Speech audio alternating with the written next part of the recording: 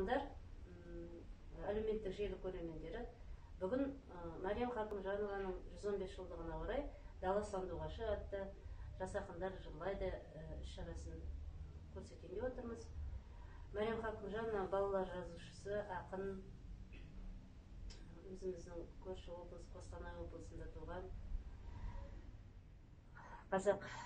Қазақстан Республикасының халық жазушысы атағын 86 жылы алған, Абай атындағы Каспий жанынан ашылған жұмысшылар факультетін бітірген, Әйел теңдігі журналда әдеби қызмет атқарған, Екпінді газетінде бөлім меңгерушісі болған, Ақмола ауданы, Адамқұлы ауданында, Орынбор облысында. Қазақстан жазушылар одағында халық ақындары бөлім меңгерушісі болып жұмыс істеген, Тіл және әдебиет институтының кіші ғылыми қызметкері болып жұмыс істеген, Республикалық кітап палатасында, Жаңа өмір журналында, Қазақстан мемлекетінің көркем әдебиет баспасында аға редактор қызметін атқарған кісі.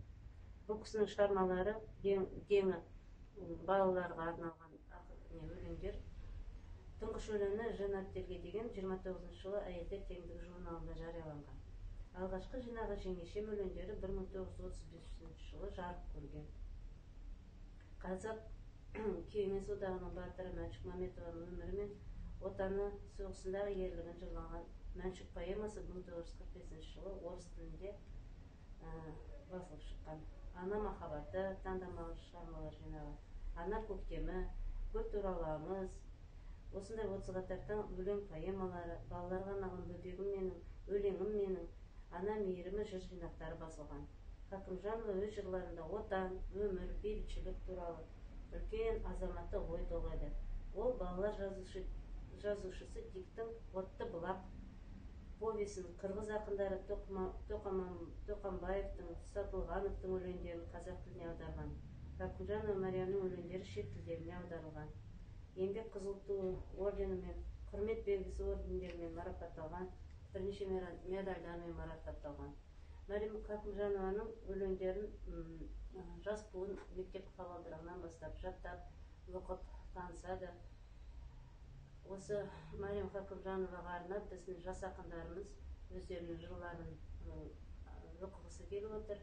Мына жерде тұрған алдарыңызда кітапта, энциклопедияда Хакімжанованың өмірі мен шығармашылығы жазылған.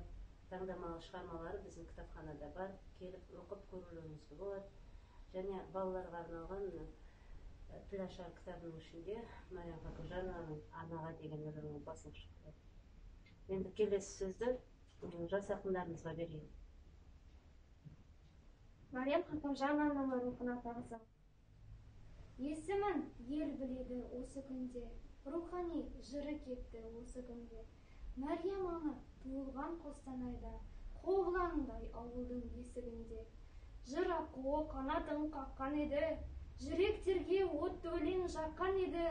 Аудармашы қаламгер аяулапын, ұрпағына бүгінгі мақтан еді.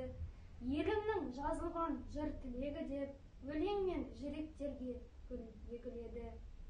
Мәншүктей шығармаңыз ел есінде, жинаңыз ананың жүрегі деп. Жыр құсы ақындардың бағы болар, кешегі ұлылардың жолы болар. Ананың махаббаты жинағыңыз, ананың көктемі туындыңыз тағы да бар. Тобылдың толқын ұрған тұңғыш еді, асылдардың бізге жеткен сынық еді. Аударма саласында еңбек етіп, шартарапқа атағыңыз шыққан еді. Мәриям ақын бізге мақтан шығар, қаламнан жырқыс қанат қаққан шығар. Ұрпағыңыз ұлықтап жатқан күні, аруаңыз бір аунап жатқан шығар. Мәриям Хакімжанова ұмытпайды өлеңі.